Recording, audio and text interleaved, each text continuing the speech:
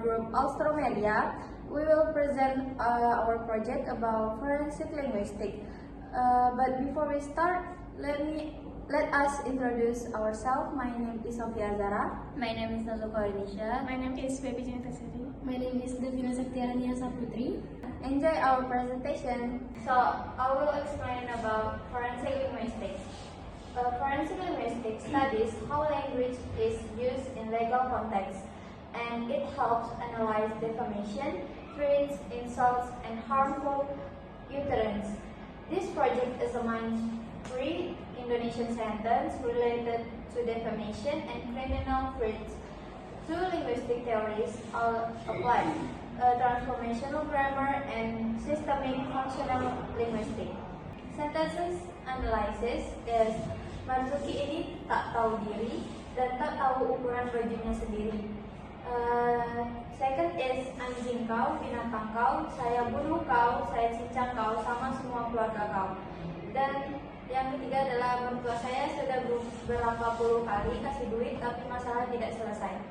Jadi di sini saya mau menjelaskan tentang transformational grammar analysis sentence pertama yaitu syntax. Di sini sentence-nya Marzuki ini tak tahu diri, tak tahu ukuran bajunya sendiri. Jadi kalimat ini itu adalah kalimat kompleks yang terdiri dari 2 klausa. Klausa pertama yaitu Marzuki ini tak tahu diri.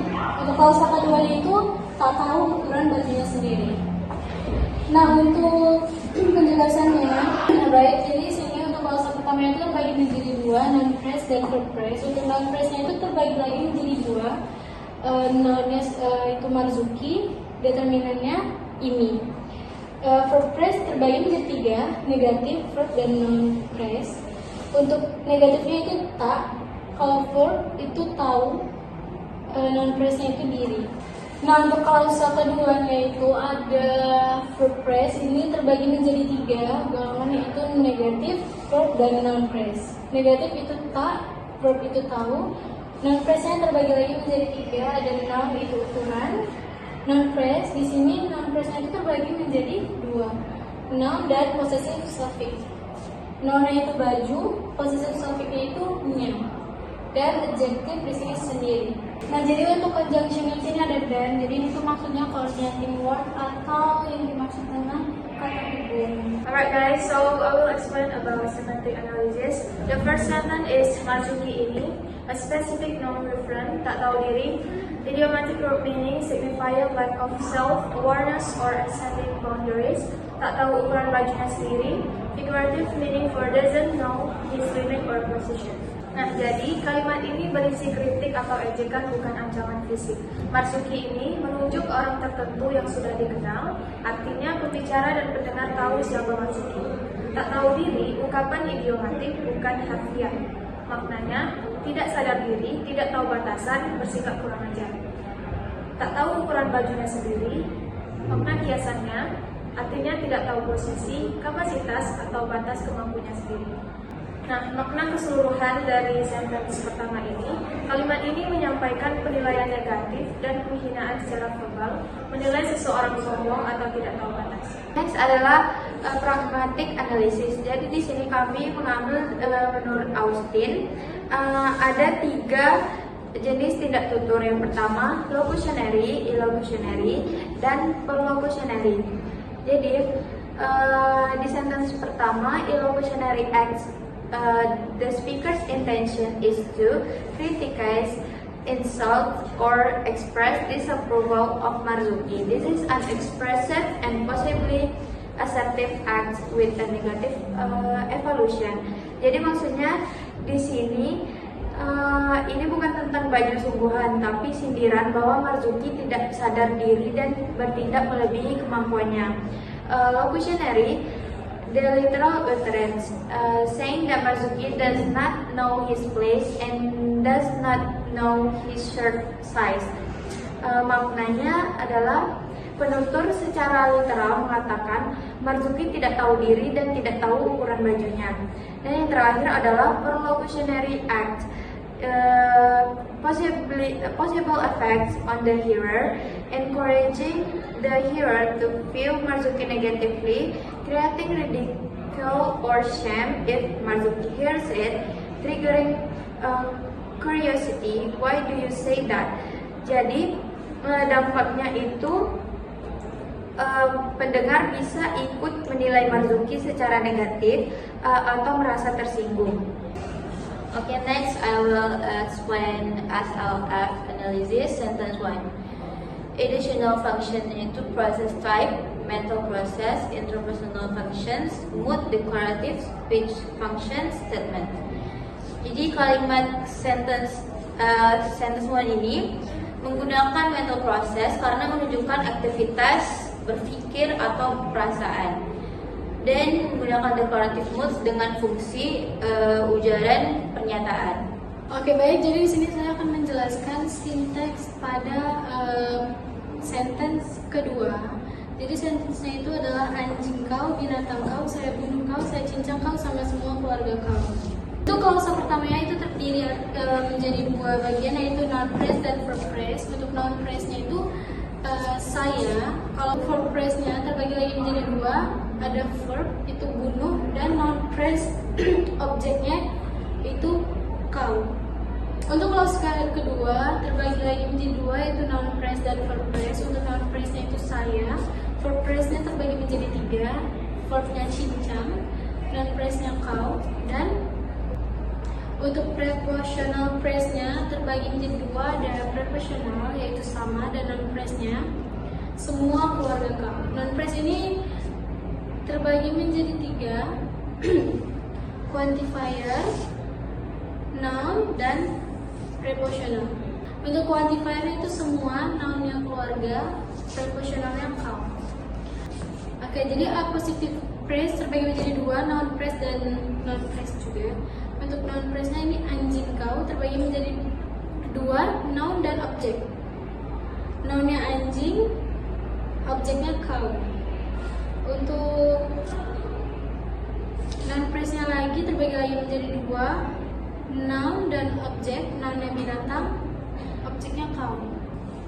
Alright guys, the next sentence is anjing kau, binatang kau, strong vulgar insult dehumanizing the target, saya bunuh kau, direct threat of killing, saya cincang kau, extreme violent threat dismembering, sama semua keluarga kau, extend the threat to the target's family, collective harm. Nah, jadi kalimat ini sudah masuk bahasa kasar dan ancaman kekerasan. Anjing kau, binatang kau, makian kasar yang mendehumanisasi, menyamakan manusia dengan hewan, tujuannya merendahkan martabat target. Saya bunuh kau, ancaman langsung pembunuhan, makna literalnya, bukan kiasan.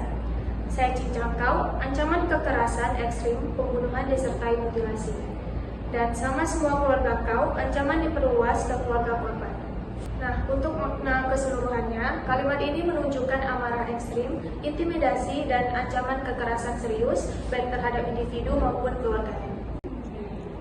Nah, jadi pragmatic analysis sentence kedua itu ada illocutionary act, yang dimana itu menunjukkan threatening, insulting atau attacking face, expressing extreme anger. Threatening is a directive and expressive speech act because it expresses emotion and intends to influence the hearer through fear. Jadi maknanya adalah penutur ingin menakut-nakuti lawan bicara dan menunjukkan kemarahan yang ekstrim. Dan yang kedua adalah locutionary acts atau literal meaning. The literal meaning includes calling someone's anjing and binatang, itu termasuk insults, and saying aku bunuh kau dan aku cincang kau sama semua keluarga kau. Nah, itu maknanya adalah penutur menghina dan mengucapkan ancaman pembunuhan secara langsung. Dan yang terakhir adalah perlocutionary act, yaitu dampaknya pendengar bisa merasa takut, tertekan atau konflik semakin memanas. The next SFL analysis sentence 2. Additional function is process type, material process, action or date. Interpersonal function, mood is imperative, talk syntaxically, mixed with declarative forms. Speech function is command due to the threatening illocutionary force.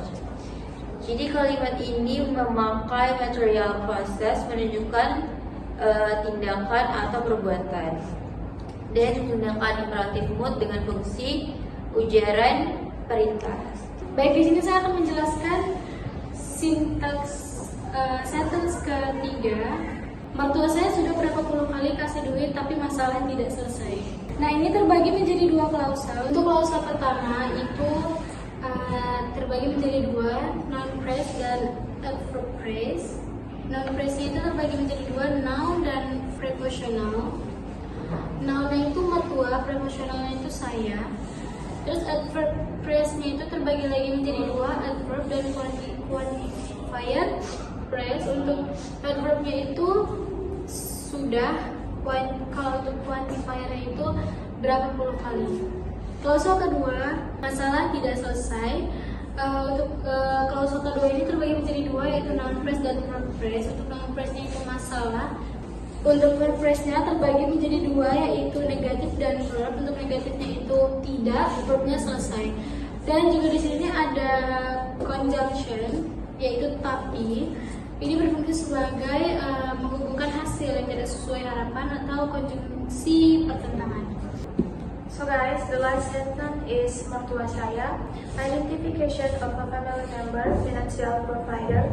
Berapa puluh kali, large repeated frequency. Kasih duit, financial support or payments. Masalah tidak selesai.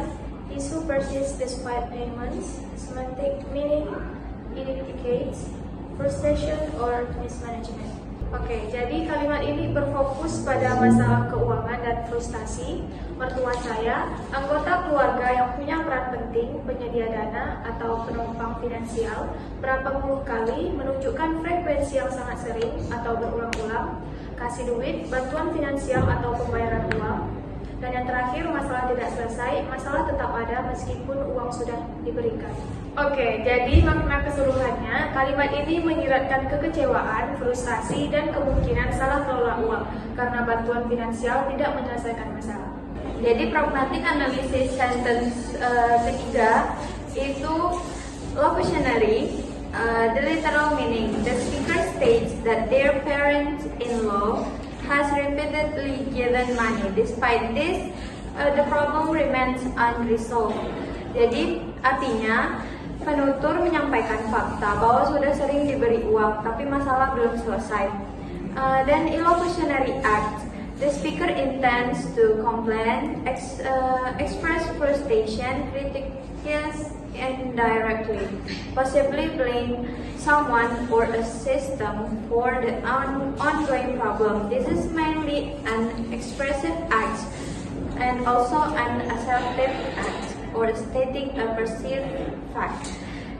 Jadi dampaknya itu pendengar bisa merasa iba atau terdorong untuk mencari solusi lain. Okay, next as analysis sentence 3.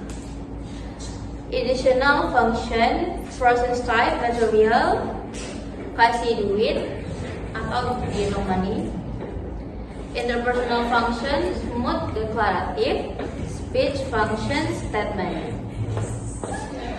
So, jadi kalimat ini juga menggunakan material process berkaitan dengan tindakan nyata dan menggunakan declarative mood dengan fungsi ujaran pernyataan. Okay, that's all for our presentation. Don't forget to like, comment, and subscribe. Thank you.